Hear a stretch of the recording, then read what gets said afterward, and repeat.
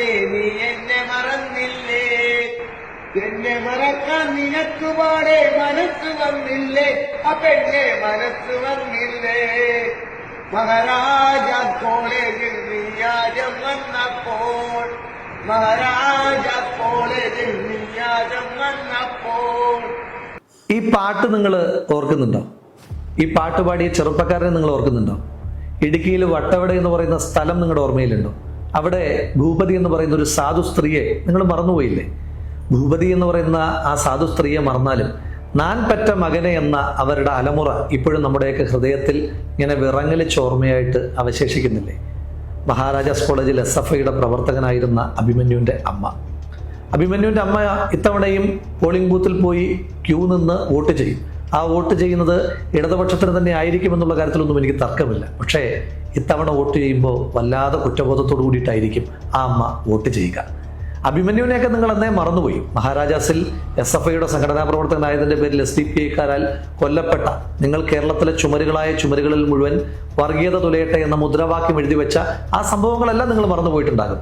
ആ മറന്നതിന് ശേഷം നിങ്ങളിപ്പോൾ നേമം മുതൽ വേങ്ങര വരെയും മങ്കട മുതൽ മഞ്ചേശ്വരം വരെയും തെരഞ്ഞെടുപ്പ് ധാരണ SDPIയുമായിട്ട് ഉണ്ടാക്കുമ്പോൾ നിങ്ങൾ എന്തെല്ലാം മറന്നുപോയാലും മായാതെ കിടക്കുന്ന വർഗീയത തുലയട്ടെ എന്ന മുദ്രാവാക്യങ്ങൾ, ആ മുദ്രാവാക്യങ്ങളുടെ മുകളിൽ വെള്ളയടിച്ച് നാൻ പറ്റ മകനെ മാപ്പ് എന്നെഴുതി വെച്ചിട്ടേ നിങ്ങൾ വോട്ട് പിടിക്കാൻ ഇറങ്ങാവുള്ളൂ എന്നൊരു അഭ്യർത്ഥനയാണ് CPMന്റെ നേതാക്കന്മാരോട് എനിക്ക് പറയാനായിട്ടുള്ളത്.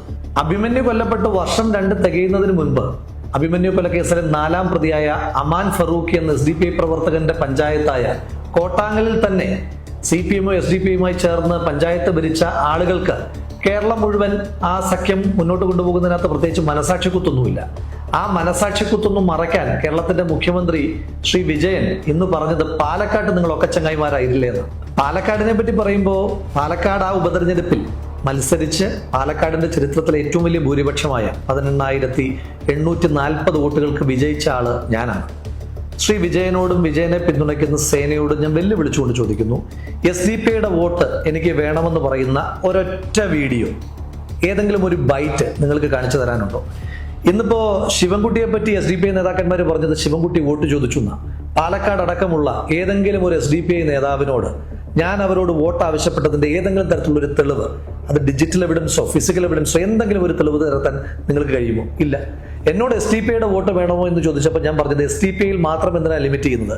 വർഗീയമായി ചിന്തിക്കുകയെങ്കിലും ചെയ്യുന്ന ഒരൊറ്റ മനുഷ്യന്റെ പോലും വോട്ട് എനിക്ക് വേണ്ട എന്ന് പറഞ്ഞതിന്റെ കൂടി അംഗീകാരമായിട്ടാണ് പാലക്കാടിന്റെ മതേതര മണ്ണ് എന്നെ വലിയ വോട്ടിൽ വിജയിപ്പിച്ചതെന്നുള്ള ആത്മവിശ്വാസം എനിക്കുണ്ട്. മറിച്ച് നിങ്ങളുടെ ശിവൻകുട്ടി എന്താ പറഞ്ഞിട്ടുള്ളത്? ശ്രീ ശിവൻകുട്ടി പറഞ്ഞത് ഞാൻ കേൾപ്പിക്കാം.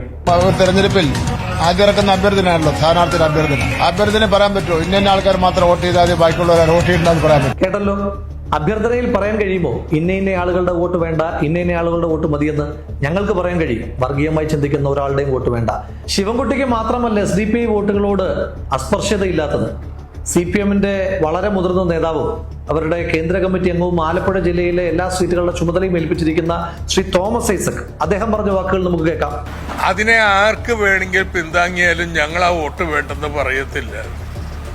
ഞങ്ങളുടെ നയത്തെ ആര് പിന്താങ്ങിയാലും ആ വോട്ട് വേണ്ട എന്ന് ഞങ്ങൾ പറയില്ല എന്ന് തോമസ് ഐസക് ഇത് എവിടെ നിന്നുകൊണ്ടാണ് പറയുന്നത് എന്നുള്ളതാണ് പ്രസക്തം. 2021 ഡിസംബർ 18 ഷാൻ എന്ന് പറയുന്ന SDPI പ്രവർത്തകനെ അതിക്രൂരമായി RSSR കൊല ചെയ്യുന്നു. 24 മണിക്കൂർ തികയുന്നതിന് മുൻപ് തിരിച്ച് രഞ്ജിത്ത് ശ്രീനിവാസൻ എന്ന് പറയുന്ന RSS പ്രവർത്തകനെ SDPIക്കാർ ക്രൂരമായി കൊല ചെയ്യുന്നു. അത്രയ്ക്ക് SDPIക്ക് സംഘടനാ സ്വാധീനമുള്ള ആലപ്പുഴ ജില്ലയിൽ അവർക്ക് പൊളിറ്റിക്കൽ ലെജിറ്റിമസി കൊടുക്കുകയാണ് CPMന്റെ തലമുതിർന്ന നേതാവ് തന്നെ. ഇപ്പോ വേങ്ങരയിൽ നിങ്ങൾക്കൊരു സ്ഥാനാർത്ഥി ഉണ്ടല്ലോ, ആരാണ്? സഭാവ്.